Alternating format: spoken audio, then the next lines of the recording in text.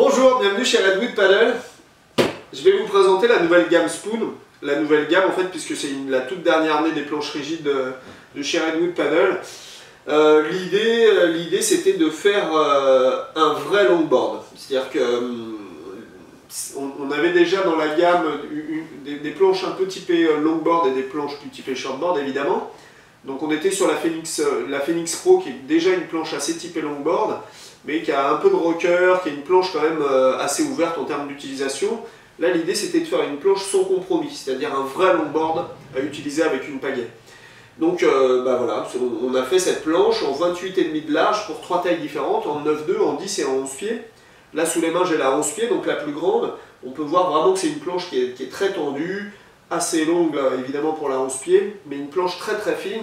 Je ne sais pas si vous vous rendez compte vraiment sur la vidéo, mais voilà, c'est vraiment une planche très très fine.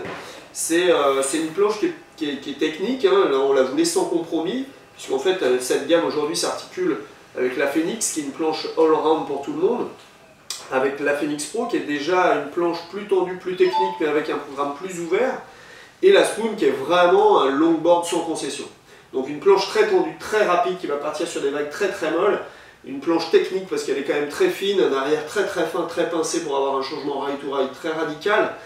Une planche avec une cuillère dessous, d'où le nom Spoon, en fait, qui va permettre d'avoir de grosses accélérations, de monter, c'est de faire des antennes, des hand-five devant. C'est vraiment une planche sur laquelle on peut se déplacer, hein, qui est faite pour ça. Hein. Malheureusement, on ne va pas la laisser longtemps sans wax sur le nez.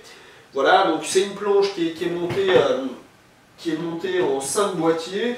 Donc évidemment la possibilité de la monter en quad pour les gens qui veulent s'amuser à faire des petits 3-6. Moi c'est une planche que j'aime beaucoup rider en single tout simplement, avec un aileron assez profond. Voilà, ça se ride vraiment comme un longboard. Donc une cuillère très importante, on a un léger véla, des rails assez ronds, il n'y a pas de rails très très agressifs, on est vraiment sur un shape très typé années 60 de surf. Pour la construction, en fait, on est sur notre construction la plus haute de gamme qui est dans la version classique sans carbone, puisque l'idée c'était quand même de garder de la souplesse, donc c'est vrai qu'il était hors de question de faire cette planche là en full carbone. Elle est sur une construction sandwich PVC bambou avec les résines teintées. Voilà, donc c'est vrai que ça s'abîme, les rails ne s'abîment pas du tout puisqu'on est vraiment sur une résine teintée aujourd'hui sur ces modèles là. Quoi dire de plus sur cette planche là?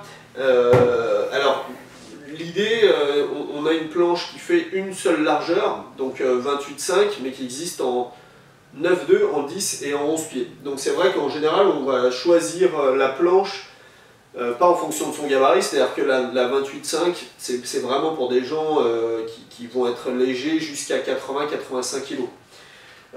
Une fois voilà, si on rentre dans cette assiette-là, on va se dire soit je veux une petite planche parce que je veux quand même quelque chose de vif, soit je veux à l'inverse quelque chose de très long pour partir sur des vagues très molles, ou soit je prends un peu entre les deux, la 10 pieds qui est la taille la plus classique entre guillemets dans cette gamme là, qui va permettre d'avoir beaucoup de glisse, de la longueur, de partir très facilement sur des vagues, mais quand même de garder une maniabilité folle. C'est vraiment des planches très maniables par rapport à la longueur, c'est-à-dire qu'aujourd'hui c'est vrai que tout le monde on parle souvent de petites planches par des planches maniables, mais ça c'est vraiment rigolo.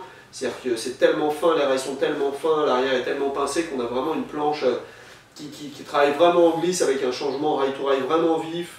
Voilà, c'est vraiment autre chose et aujourd'hui ça intéresse beaucoup de monde. Moi le premier, c'est vraiment une planche que j'adore. Voilà, et après donc je me perds un peu quand j'explique comme d'habitude, mais après elle existe en version XL, donc pour l'instant elle n'existe que dans la version 10 pieds.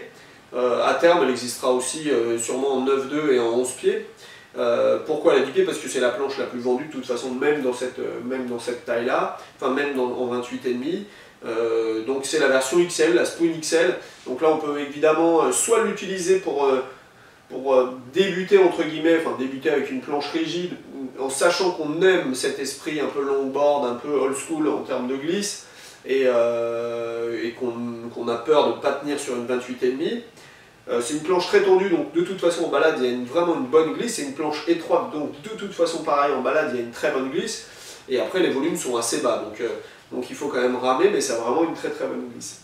Voilà, donc là elle est dans sa version classique avec le pads, la poignée, et les 5 ailerons, pardon, et elle va sortir en Spoon réplica réplica parce qu'en fait ça va être une copie de la planche que moi j'utilise depuis longtemps en fait, qui est la même en fait, hein, qui est le proto qui a fait que cette planche existe, sans pads et sans poignée, vraiment dans un esprit longboard traditionnel, voilà, donc une planche à waxer, on n'a même plus l'impression quand on arrive sur un spot, tant qu'on ne voit pas la pagaie qu'on est avec un stand-up, on a l'impression, les gens ont plutôt l'impression que vous êtes avec un longboard.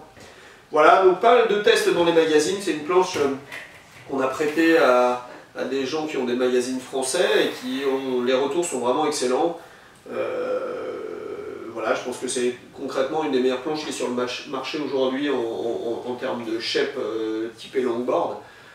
Sans compromis, voilà, pour le coup on a vraiment fait une planche qui est pas forcément pour monsieur tout le monde, mais pour les gens qui veulent ce genre de planche là, si vous la faites pas faire, c'est la seule qui est sur le marché aujourd'hui qui soit vraiment comme ça. Voilà, n'hésitez pas à nous appeler, comme vous pouvez le voir, hein, si c'est pour ça, appelez plutôt Chris, parce que c'est vraiment la planche que moi j'utilise et que j'aime vraiment particulièrement. Donc n'hésitez pas à m'appeler pour plus de conseils, mais Greg connaît aussi peut-être plus la 9.2 que la 10 pieds, mais voilà, n'hésitez pas à nous joindre, à bientôt, ciao.